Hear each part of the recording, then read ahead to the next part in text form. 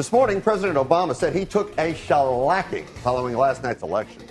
A check of the map indicates an awful lot of red, but the state of California is a dark shade of blue. Now, we know that California is unlike anywhere in the country. Is that a good thing or a bad thing? Joining us to talk about it is the editor of award-winning WitnessLA.com, Celeste Fremont. Hello, Celeste. All right, now, are you irritated or outraged about how things played out in the state of California last night? I'm proud of us.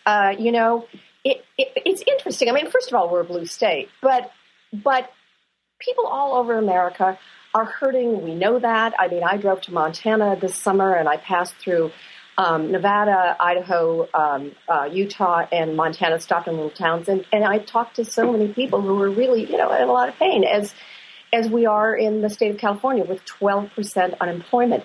But who you decided had caused that pain and who might be able to help alleviate it dictated your vote. In California, we did not decide it was the Democratic Congress and the person who was going to make it better is a Republican.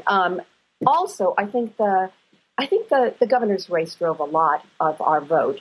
It got people out.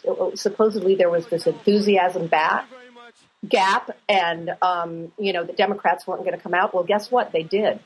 And they didn't come out to vote for Prop 19. They came out to vote for our once and future governor because rightly they realized that the one elected official who had the best shot of making a difference in our personal lives is the governor, not honestly the U.S. Senator. I understand that, but when Jerry Brown, in his message, I mean, and he said it many times, and maybe he said it inadvertently, I really don't have a plan. I mean, this is what I'd like to see happen, but I don't really know. We'll just give it a shot here.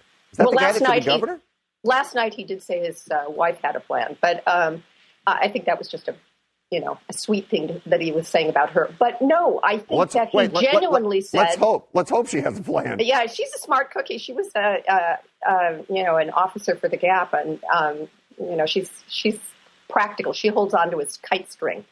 But what he did say is he said, look, we cannot do this without the state legislature. In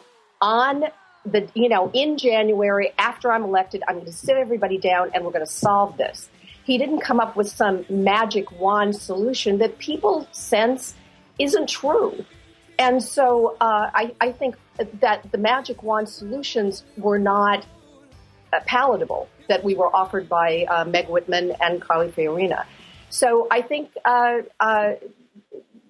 Californians went for common sense. On the other hand, I think people elsewhere in the country went with the Tea Party candidates who said, look, the change you can believe in didn't work out so well. Right. We've got real change. And people are desperate, and they're willing to say, okay, give it a shot.